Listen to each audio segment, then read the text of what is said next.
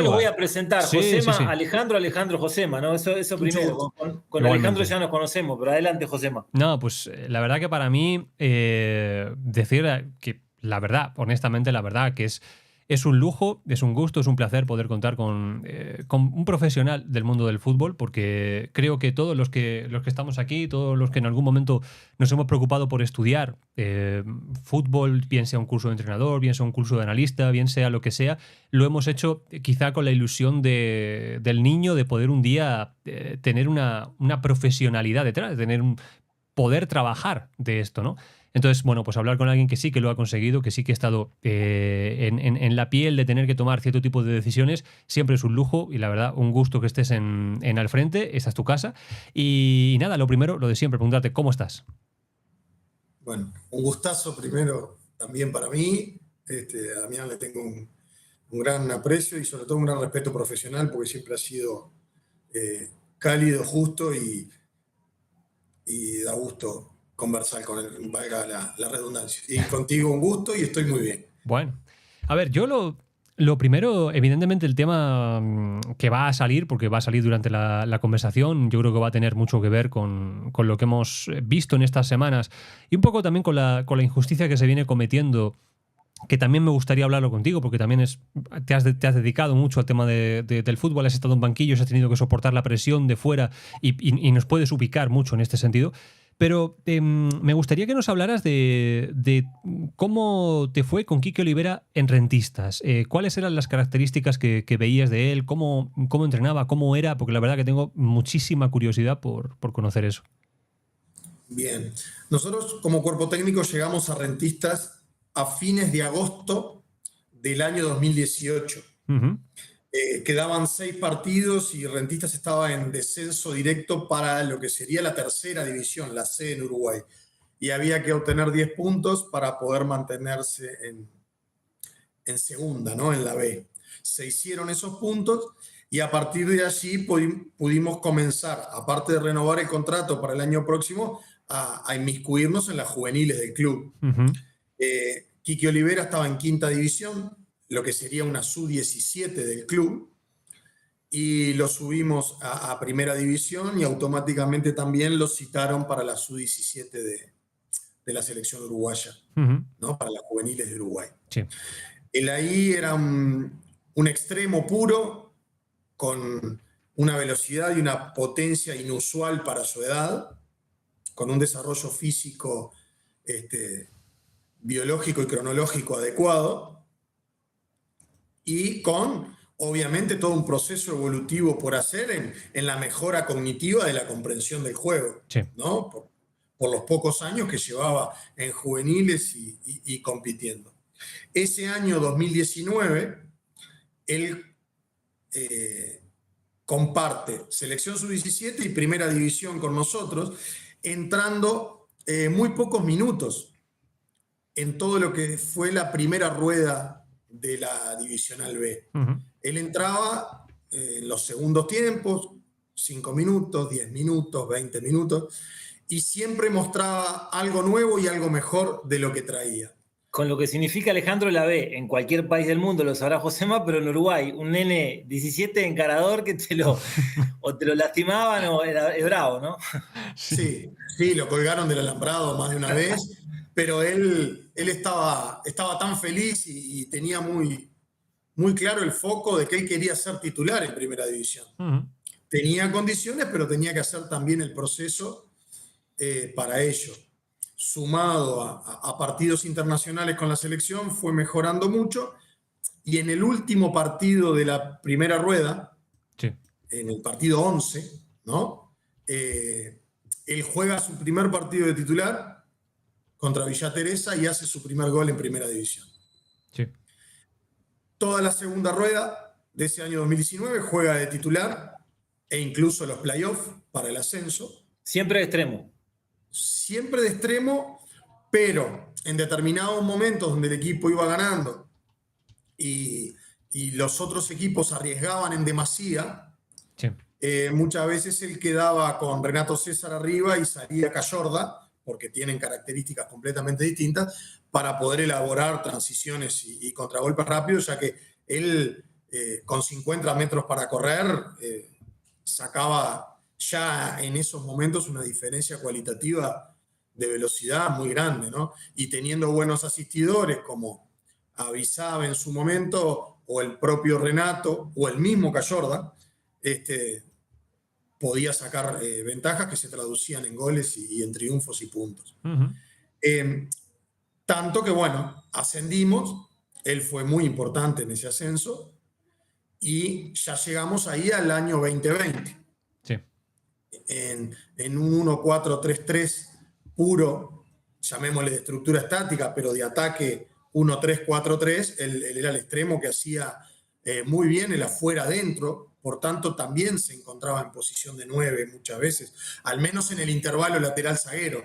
Quizás el 9 es más puro en el intervalo zaguero-zaguero, pero Sí. Y él entendió muy bien, junto con Renato y con Avisab y con Vega, el recibir a intermedias, el hecho de arrastrar y ocupar. Hay un gol. Entender el juego, ¿no? Le enseñaste un poco ahí también a entender esas cuestiones, ¿no, Alejandro? Y el juego de posición, que para muchos jugadores en esos momentos era algo nuevo. Sí. Pero él lo trató de comprender con un maestro como Renato, que entiende la táctica muy bien.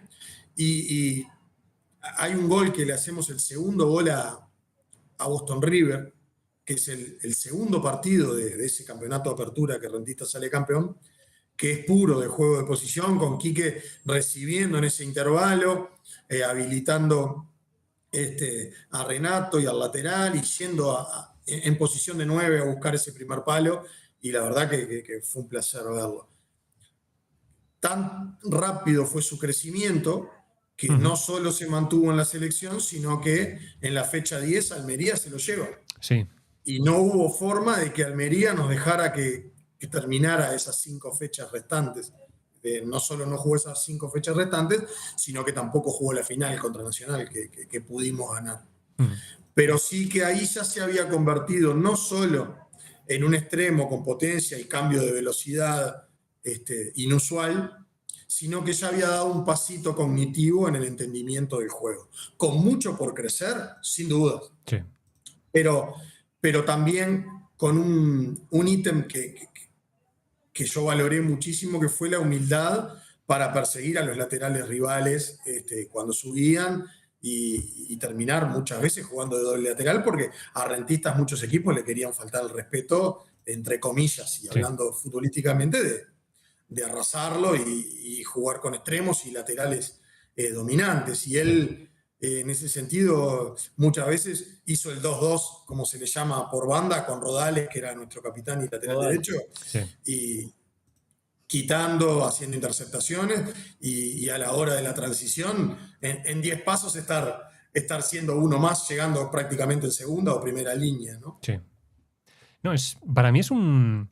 El tema de Quique Olivera es llamativo, es honestamente llamativo, porque no es el jugador que a priori, por el biotipo que tiene, por las características que se le ven, tú apostaras a que va a jugar como delantero centro más clásico. Lo que tú hablabas, el intervalo entre defensa central y defensa central normalmente requiere, a mi juicio, de otras características. Sí que es verdad que con la velocidad que tiene al espacio en un momento dado sí que te puede resolver ese partido, porque lo puede hacer. Lo que a mí me viene llamando mucho la atención de él es que las principales características que yo siempre le he visto, que han sido la conducción, el fútbol de cara, cómo es capaz de controlar, encarar, el giro le cuesta muy poquito. Últimamente son un poquito más volátiles, vamos a decir, no están tan participantes. ¿Esas características ya las tenía en aquel momento, cuando era un sub-17, cuando ya venía de esa categoría, o las fue implementando? ¿Fue algo natural o fue algo de entrenamiento? Tenía algo de ello, lo fue mejorando, pero sobre todo fue mejorando los perfiles y las recepciones orientadas. Y eso en primera división se nota mucho por la tensión del pase y por la cercanía de la marca. Entonces empezó a entender mucho mejor los contramovimientos, el qué tipo de recepción pedía cada jugada. En eso fue mejorando mucho. Lo que sí es que él como 9 en la selección, no juega de 9 puro aún jugando de 9. Sí. Porque si ustedes miran los últimos 2 partidos de Quique en los que supuestamente es 9, sus recepciones, la mayoría fueron en banda. Sí. Producto de la rotación, no sé si provocada o pedida por el entrenador o la rotación natural que hacían con los extremos de turno. Pero él naturalmente recibía en la posición que está acostumbrado, que es en el intervalo lateral zaguero o incluso en el intervalo lateral banda. Sí. Nunca fajándose con los centrales de espalda, aguantándolo. No, esa no es en algún momento al espacio iba, pero siempre era por banda, ¿verdad? Sí. Sí, pero incluso esa tampoco es su característica natural, no lo puede hacer. Y su superioridad cualitativa ahí no la puede ejercer. Sí.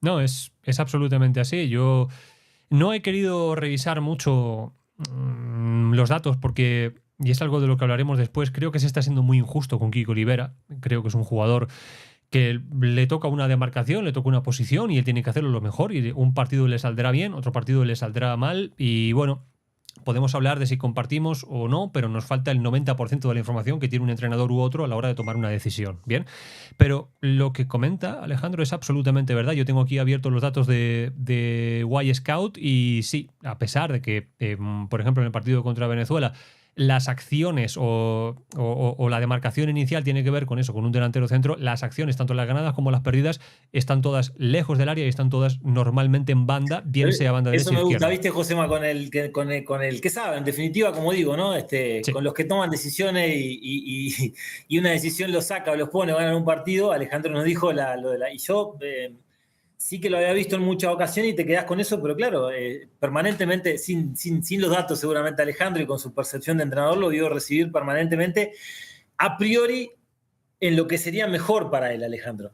Pero después está todo lo demás, ¿no? Todo el entorno, todo lo demás, cómo juega el equipo, cómo atacó Uruguay, cómo pudo después él ser acompañado. Muchas ocasiones él tuvo que aguantar. No era el mismo lateral, no es lo mismo que te pase como un avión Nández, no es lo mismo a que te pase otro lateral. Sí. Era diferente, ¿no? Era diferente todo el contexto para Quique también. Al equipo titular, porque siempre estamos hablando de lo que veíamos con Bielsa, el equipo titular con todo, y a lo que los tiraron a estos que no habían jugado nunca juntos, y bueno, vamos, muchachos. Sí. Era diferente, ¿no? Sí. Lo lindo de esto, Damián y Josema, es que el fútbol es completamente opinable. Sí. ¿No? Entonces, cada uno puede ejercer las afirmaciones que cree correspondientes. Eso sí, contra el Big Data no se puede ir porque son datos objetivos. Es absolutamente así. Eso sí es muy importante. Y lo otro, que poco a poco... El periodismo lo empezó a adquirir y estamos en un proceso evolutivo de comprensión del juego, sí, es que no es lo mismo Damián que Alejandro, ni Josema que Damián, sí, por más que tengamos las mismas características. Sí. Porque el fútbol, por venir de un sistema complejo y por ser de oposición, los contextos son fundamentales. Uh-huh. Entonces, es muy difícil analizar una actuación individual sin analizar el contexto. Sí. No es imposible, diría Alejandro. Por ejemplo, Venezuela estaba en bloque bajo y no tenía para hacer ruptura, que es su mejor característica, por ejemplo. Los delanteros dependen del penúltimo pase, de sus buenas asistencias. ¿Fue bien asistido? Eso también tenemos que tratar. No llegó nunca bien la pelota, Alejandro. Pero más allá de los partidos puntuales, digo en cuanto a que a veces somos muy, y no estoy hablando de ustedes, estoy hablando en general, el hincha, somos muy drásticos a la hora de hacer así o así y bajar el pulgar cuando no tomamos en cuenta ciertos contextos. Entonces, las redes potencian eso, a su vez ridiculizar genera likes y eso se ve que genera en la gente una sensación positiva. Sí. Y bueno, lo que sí se está dando que no está bueno es que, como en este caso, pero en otros, en equipos también, se está dando de que el propio hincha va en contra de su propio equipo. Porque si nosotros somos Uruguay y le damos a Quique de la manera que se le está dando y a él lo termina afectando, en su próximo partido capaz que no puede desarrollar totalmente su potencial porque emocionalmente está con ansiedad de demostrar todo ya porque yo soy bueno y bla, bla, bla. Entonces, no hay paciencia, la inmediatez de resultados, el anonimato, muchos aspectos van en contra del desarrollo de jóvenes. Y estamos hablando de un joven de solamente 22 años y que este año hizo 8 goles en la MLS. ¿Cuántos jugadores de 22 años han convertido en la MLS? Han tenido su aprendizaje, más allá de que ha jugado poco en España, ha jugado en un cuadro grande de acá con Peñarol, ha salido campeón con Rentistas. Tiene una vida y tiene 3 años en primera división. Sí, consumen todo, ven todo. Además, ¿no? Él está atento con todo lo que pasa, seguramente sabe o le cuentan. ¿No? Imagino, yo no sé su personalidad bien, Alejandro, sé que tuvo algún, no hay un inconveniente, pero que necesitó en su momento un apoyo psicológico especial. Yo decía el otro día acá, porque después nadie fue, ¿no? Después Sí. todos con la bandera, la pancarta, y mirá vos, que después nadie fue. Pasan las cosas que pasan y nadie fue, ¿no? Y eso tiene que hacerse cargo todo el mundo. Pero en un chico, porque es eso, ¿no? Y si es tu hijo, y si es tu hermano, y si es tu amigo, y me parece es una cacería que hasta por educación, por delicadeza, y que sí no jugó bien. Pero bueno, cuando pasa esto, Alejandro, que decís vos, es muy fácil hacer así, subir el dedito o bajarlo. Si vos contextualizás y explicás todo esto que explicaste, sos un liviano. ¿No? Sos un, bueno, pero no, bueno, sí, pero no, hay que explicar, hay que aprender, hay que saber y hay que entender y por suerte están estos lugares donde lo podemos hacer. Y hay que cuidar también. Los actores del fútbol tenemos que cuidarnos porque es un ambiente sumamente cruel. Sí. Y yo creo que no nos cuidamos. Y vos lo sufriste grande, ya como entrenador, no sos un chico, con sostén familiar, y te afecta igual. Imagínate un chico, ¿no? Y como digo, puede ser tu hijo, ¿no? Es que el fútbol tiene efectos. El tema es cómo cada uno percibe esos efectos y el equilibrio emocional, familiar que tenga para darse cuenta qué es lo principal y qué es lo accesorio.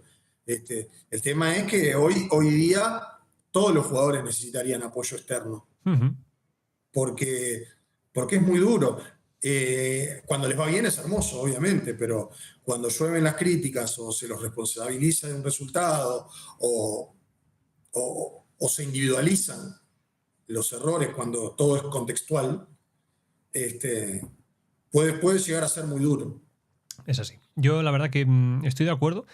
Yo no he visto dos buenos partidos de Kiko Olivera, lo cual es, para mí es justo decirlo si se es comedido, bien, porque una cosa es decir que tal participación de tal jugador en este partido ha sido mejor o peor bajo mi punto de vista personal, y otra es incitar una campaña al odio a un jugador diciendo que es tal o que es cual o que si el entrenador lo pone porque un día abrió un cajón y no sé qué. Bien, eso ya me parece que son dos cosas bastante diferentes. Y estoy bastante de acuerdo en que hay que hacer una gestión. Porque todas las personas que vierten odio sobre los demás, sobre todo sobre cierto tipo de figuras públicas que están muy expuestas, como es el caso de Kiko Olivera, pero que no son pesos tan pesados como para tener una protección propia, no son por ahí, te pongo un ejemplo, Luis Suárez. Bien, Luis Suárez da igual lo que digan porque ya es un jugador que está en otra catalogación y les da igual. Pero estos jugadores que están ahí en mitad, cualquiera con un teléfono móvil puede escribirles y decirles cualquier barbaridad, cosa que hace 20 años simplemente no existía. Y gestionar todo eso no es fácil, no es fácil. Y me parece que los medios de comunicación tienen que tener mucha responsabilidad a la hora de señalar. Uno puede describir, pero no señalar. Y ese es un punto harto complicado, harto complicado. Y yo por eso también te lo quería preguntar, Alejandro, porque es un caso diferente a Kiko Olivera, porque el papel del entrenador tiene otras connotaciones, pero ¿cómo se lleva eso estando en el banquillo de un club profesional? Tratando de discernir qué es lo principal y qué es lo accesorio. Lo principal es la familia y los 3, 4 amigos de toda la vida. Sí. Y los errores, tratar de canalizarlos con el cuerpo técnico y tratar de ser mejor. Saber que hay críticas constructivas y que hay críticas como las que hablábamos ahora, que no son constructivas, y sacar lo mejor de cada cosa. El tema es cómo enfrentar el desafío próximo, porque lo que ya pasó no podemos incidir. Entonces, el tema es tratar de tener el equilibrio emocional adecuado para seguir creciendo y saber que la vida no es solo eso.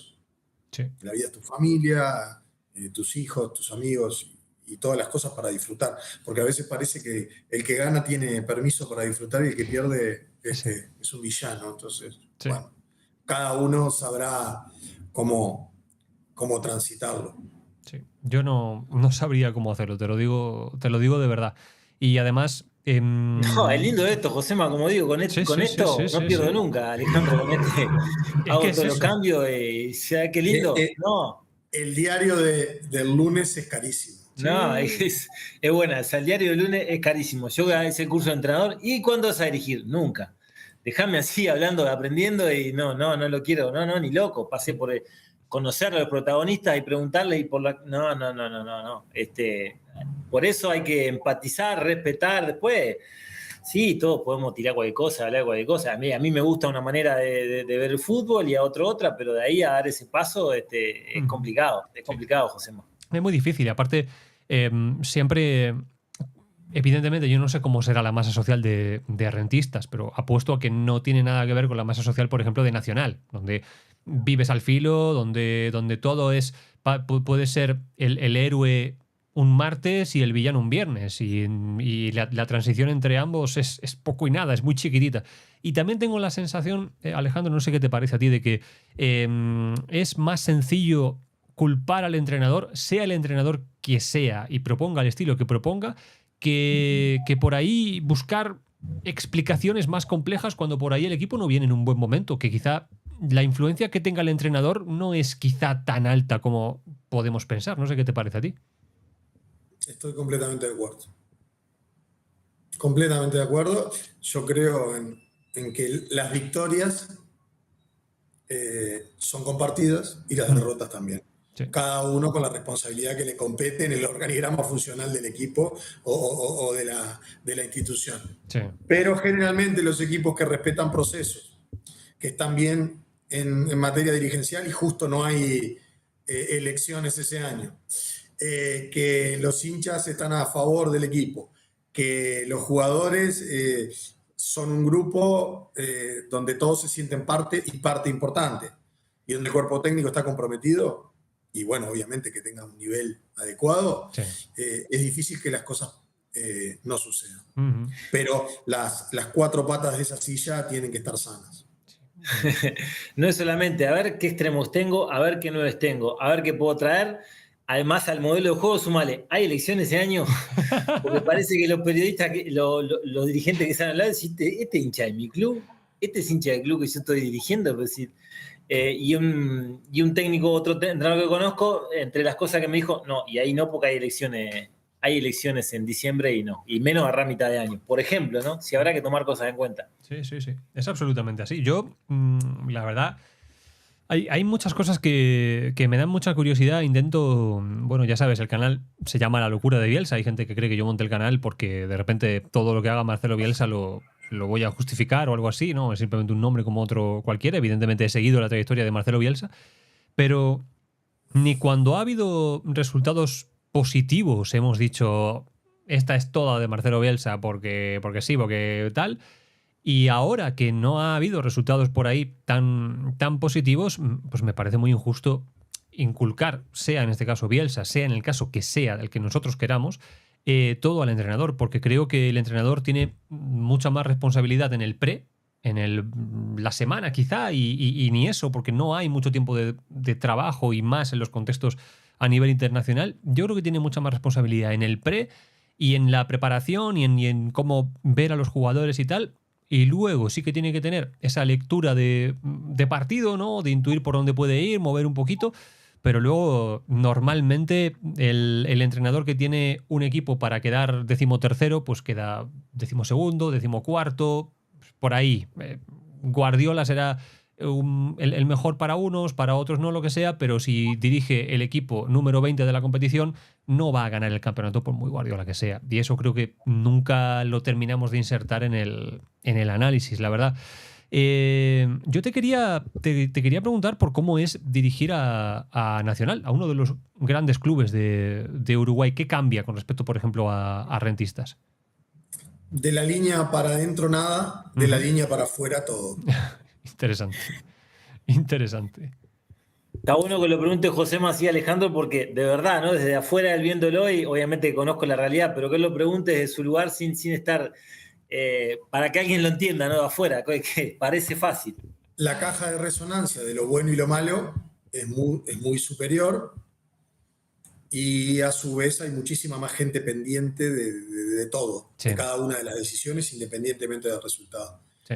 Y bueno, todo eso influye en las cuatro patas, llamémosle así. Sí, además es así, uno podría pensar, ¿no? Desde fuera, porque como dice siempre Damián, con el micrófono nunca se pierde, pero uno podría pensar, bueno, evidentemente Nacional por defecto tiene mejor plantel que Rentistas. Además, he estado repasando con un par de amigos que tengo que son aficionados de Nacional. Hemos estado mirando alguno de los planteles y, bueno, por ejemplo, por mencionar Ocampo, ¿no? Que ha formado parte del equipo de la Copa América. Si bien no jugó, era un buen equipo de Nacional y uno podría pensar, oye, si tienes un mejor equipo ya las cosas son más sencillas, y como tú bien dices, no es así, porque lo de fuera es muy complicado, ¿no? De sobrellevar si hay un mal momento. Uno puede asegurar que el equipo sea competitivo. Jamás un entrenador, sea quien sea, va a poder asegurar ganar. Claro. Por todo, por ser un deporte de oposición nomás, porque el rival juega. Es así, es absolutamente así.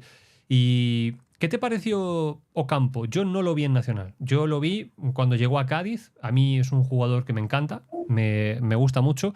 Ya lo hemos explicado varias veces en el canal. A mí es un jugador que me gusta más a pierna natural. Luego ha tenido algún tramito que lo han querido poner a pie cambiado. ¿Qué nos puedes decir de Ocampo? Tengo la satisfacción de haber dirigido a los dos mejores extremos derechos del país, que son Pelistri y en Peñarol en juveniles, y Ocampo en primera nacional. Y Ocampo tiene todos los ítems que debe tener un extremo. Tiene velocidad, tiene cambio de velocidad, tiene potencia, pero le agrega que tiene una definición muy buena, con nosotros hizo muchos goles, maneja muy bien las asistencias como si fuera un interior y no un extremo, y tiene el 1 contra 1 que cada vez es más difícil encontrarlo en los jugadores del mundo. Yo tengo solo palabras de agradecimiento con él, porque conmigo él se entregó, hizo un campeonato bárbaro, tanto Copa como Campeonato Uruguayo, y eso le valió que lo citaran, y eso terminó siendo en contra nuestra, que lo citaran para la selección. Fue a la Copa América y a la doble fecha, y me lo perdí 40 días en el momento de definición del uruguayo. Sí. Pero es un extremo espectacular, que ha tenido una lesión de la cual se recuperó hace muy poco, y cuando recupere el nivel considero que va a volver a estar dentro de lo que son los buenos extremos uruguayos. Sí, es así. Y de ese tema, Alejandro, que lo hemos hablado, ¿no? Yo que me falta eso y ese jugador del que esperás, porque si en realidad vamos a las características, Brian lo tiene, Quique lo tiene. ¿Qué fue el contexto? ¿Qué fue cuando tienen que desnivelar? Cuando hay un partido cerrado, la gambeta te abre un mundo, la gambeta te desnivela cualquier...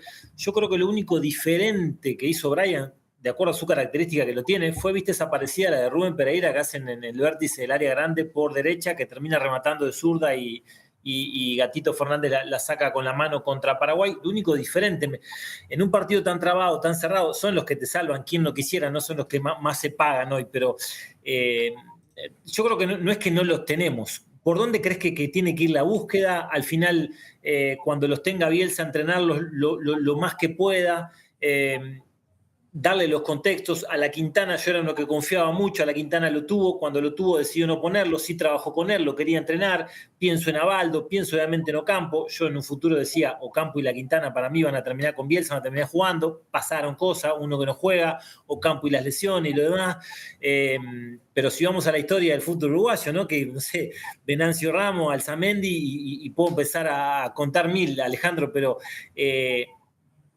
no digo que lo inventó, pero Maxi Araujo nadie lo tenía y puede ser un 6, puede ser un 10, puede ser un 11 y termina siendo un titular indiscutido, más allá de todo lo bueno que hizo en México, cómo él surgió de Wanderers y todo. Pelistri ya lo teníamos todo más visto, pero en algún momento me faltaba, no sé si entendés lo que te digo, eso, sí, esa magia, eso que es diferente y que yo sé que muchos de los jugadores lo pueden tener. A Maxi yo lo tuve en la cuarta de Wanderers y en tercera, y era 9. Y lo puse de lateral izquierdo porque en un 1-3-4-3, no en línea de 4, sino 1-3-4-3, sí. Porque tiene 1 contra 1, entiende muy bien el ataque de los espacios, es muy aguerrido y hacía las transiciones para ataque-defensa muy bien y tenía gol por ser 9. Me parecía un 9 normal, pero no un carrilero o un puntero izquierdo normal, sino que tenía todo porque en Uruguay hay muy pocos zurdos aparte. Sí. Ahí lo cita Coito para la sub-20 y juega de 6 en línea de 4. Y ahí sufre un poco todo el tema de no haber jugado nunca de lateral izquierdo en línea de 4. Los secretos del puesto que al final están, ¿no?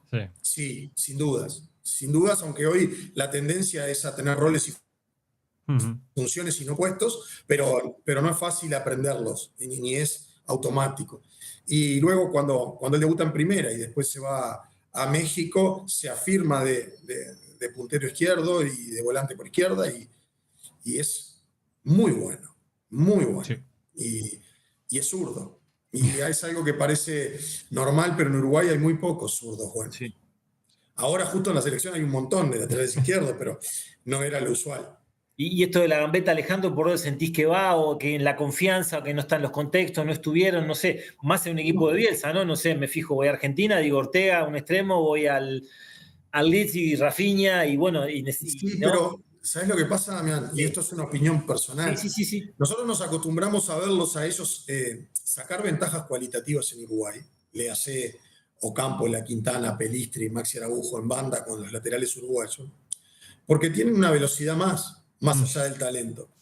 Cuando van a jugar por la selección, están siendo marcados por laterales que tienen quizás la misma velocidad. Entonces ya la forma de sacar ventaja no depende solamente de la gambeta, sino del contramovimiento, sino de la habilitación o el tipo de pases que le haga el que lo va a habilitar. Por eso el tema de los contextos. Que lo hicieron bárbaro, ¿eh? Maxi y Pelistri lo hicieron bárbaro, asociaciones con lateral, uno por cada carril. Fue un espectáculo verlo hasta este momento, que ya sabemos el momento que está, la baja y todo. Lo que sucede es que encontrar espacios contra defensas en bloque bajo, para extremos y 9, es mucho más difícil porque están cerrados o por la banda o por la línea del fondo. Entonces es mucho más difícil la ruptura y ahí ya tienen que venir en afuera adentro o en apoyo hacia atrás y ya todo eso cambia. Porque cuando ellos vienen, el que hace la profundidad o la amplitud quizás sea el lateral o un interior. Entonces se empiezan a desnaturalizar los lugares donde ellos pueden sacar superioridad cualitativa. Sí. Y Paraguay lo hizo muy bien, ¿no? Especialistas, estamos hablando, y Alfaro, otro especialista, ¿no? Y lo que pasa es que la distancia interlíneas y entre líneas de Paraguay era tan chica que era muy difícil recibir a intermedias perfilado. Eso lo sufrió Brian, ¿no? Yo me imaginaba la prueba, discutíamos con Josema, no veía el contexto, la verdad, para Brian, digo, ¿dónde, no? ¿Dónde Brian ahí? Hasta veía mejor a Palacios, pero bueno, lo sufrió. Sí. Lo sufren todos los jugadores del mundo cuando no hay tiempo y espacio. Sí. Y el no poder recibir intermedia implica tener que descargar rápido para no perderla y volver a hacer ruptura. Y bueno, y todo eso si ustedes miran, que sé que lo miran, los partidos de la Premier, esto y lo otro, cómo le cuesta a veces a un City, a un Liverpool, a un Arsenal, entrarle a defensas en 1-5-4-1, que es la que hoy se está utilizando más para jugar contra esos equipos. Hay que pensar y pensar mucho más. Te desgasta mentalmente que no le entro y no puedo y te desgasta. Y arrastrar y ocupar, porque para donde no hay espacios hay que intentar buscarlos, sí. Producirlos más que buscarlos. Y además que yo creo que ese tipo de planteamientos se pueden, entre comillas, entrenar de manera más sencilla que entrenar la inspiración momentánea de un jugador para superar una línea, para filtrar un pase.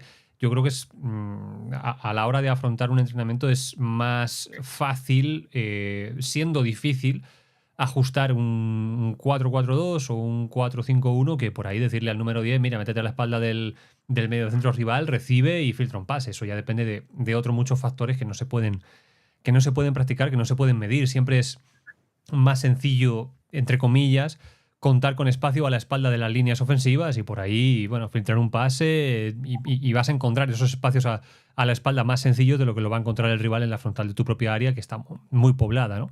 Pero al final, yo temo que esto, que es algo que es evidente, o sea, quien vea lo que tú dices, cualquier partido de fútbol de un equipo con buen presupuesto contra un equipo que no tenga tanto y que por ahí se lo quiera cerrar, lo puede ver, lo puede entender, pero tendemos a fijarnos en el resultado, solo en el resultado. Si el partido es exactamente el mismo y el equipo que ataca gana, bien. Si el partido es exactamente el mismo y el equipo que ataca por ahí pierde porque te han hecho un contragolpe, porque tú has lanzado 30 veces entre los 3 palos y no se te ha dado, pues automáticamente pasas a formar parte de la lista de se tiene que ir, este es muy malo, el otro tal, el otro cual, ¿no? Y bueno, intentamos en este humilde programa hablar un poquito de fútbol y decir que no todos los caminos llevan a Roma, aunque a veces sí, pero no siempre son así, ¿verdad, Damián? Sí, El análisis del proceso facilita. Perdón, Damián, perdón. No, dale, No, dale. El análisis del proceso del resultado y que es el teníamos lo mismo, que ¿no? te lleva. Uh-huh. Es el que te lleva a analizar si el resultado estuvo bien o no, o se ajusta a la realidad. El análisis del resultado es matemático, es muy fácil, es objetivo. Sí, es absolutamente así, no falla. Lo que... Eso, Sí. Alejandro, hoy la pregunta, esto no te compete, pero si no era, el rumor fue, Bielsa le dijo a Luciano, estás gordo, esto se replicó, aparentemente fue un rumor que Bielsa hoy por la mañana, Luciano hoy por la mañana declara que no, en ningún momento me dijo eso, sí que estaba un poco pasado de... hablando mal y pronto de hacer fierro en la parte de arriba, estaba como 2 kilos arriba en masa muscular, esto me quitaba movilidad y esto me quitaba agilidad para ser extremo, me lo dijo sí Bielsa, que me vio de esta manera, y bueno, ahí el rumor, la desmentida del rumor dura 5 minutos, ¿no? La nota de Luciano, pero todo lo otro ya Bielsa quedó como que le dijo gordo a un jugador y esto se replicó hasta que no lo escuche, es el mundo en el que vivimos, pero... Sí. Quería preguntarte, y le decía hoy a Josema, está la fantasía de mucha gente, ¿no? Y hasta a veces en el periodismo también, ¿no? Le preguntaban, ¿y Bielsa de qué te pone en los entrenamientos? ¿No? ¿Dónde te usa?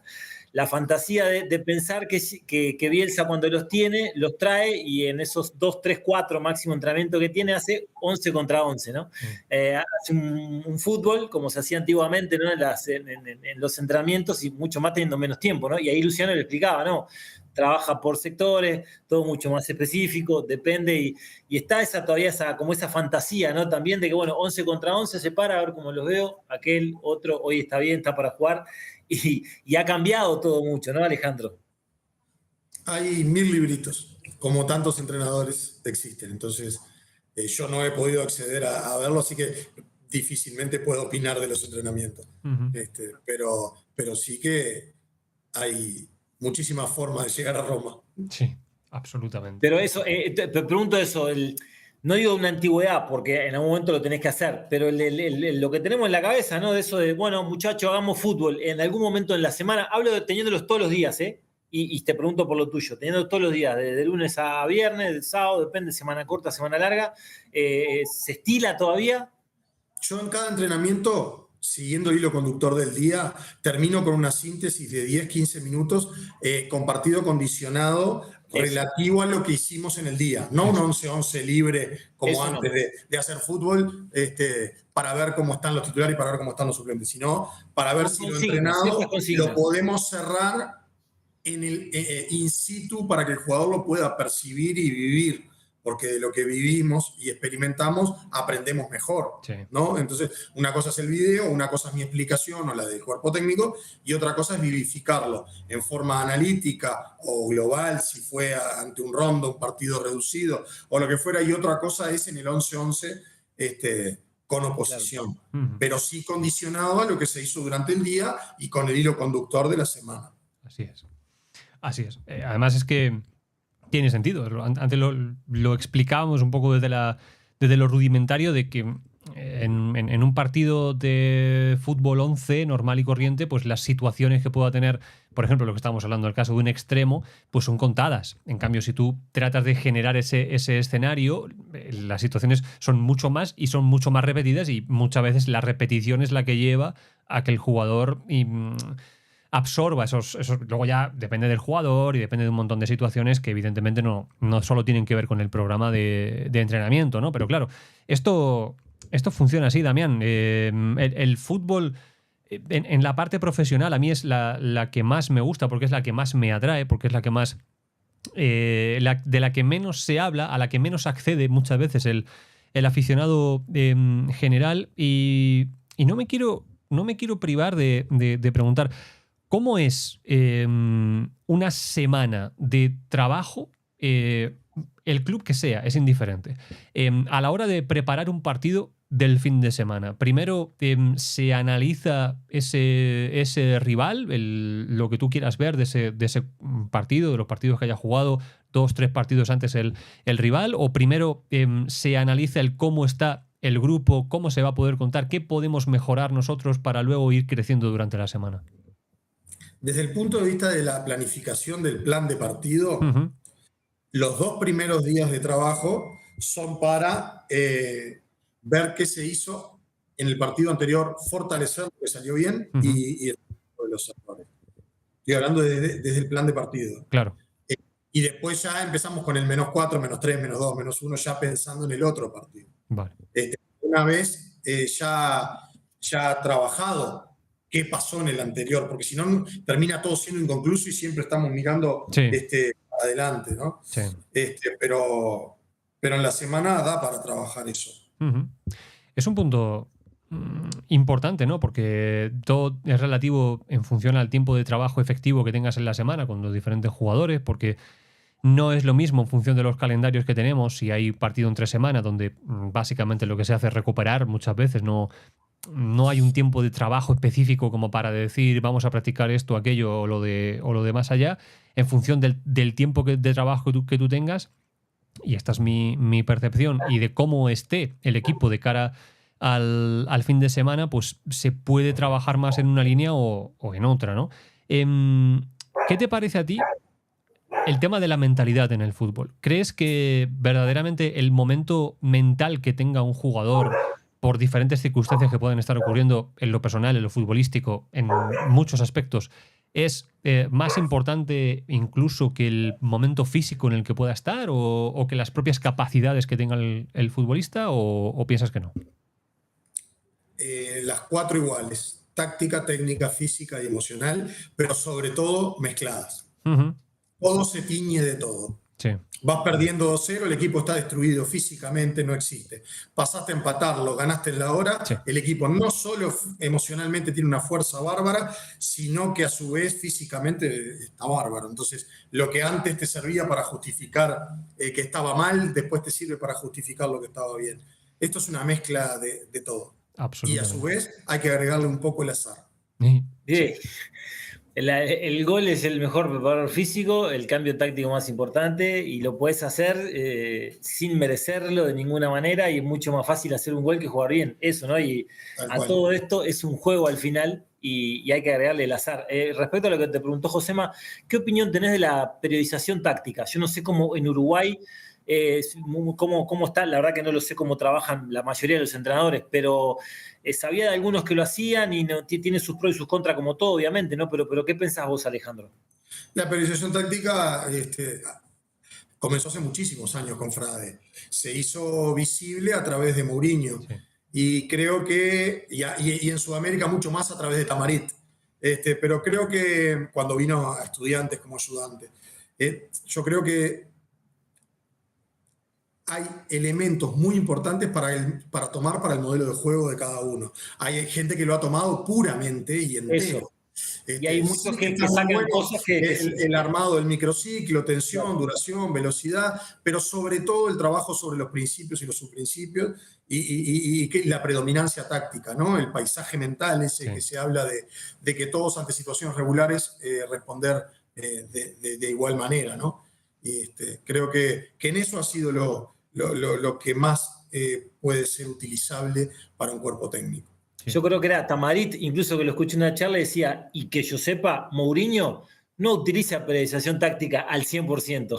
Bueno, Como que también, ¿no? Si vamos a la después está todo el tema de los trabajos inespecíficos físicos, que la periodización táctica dice que no, y hoy día se utilizan como intermitentes, compensatorios, etc. Entonces, yo creo que todo lo que es puro no está, Sí. Claro. no, es difícil de tomarlo. Sí, es absolutamente así.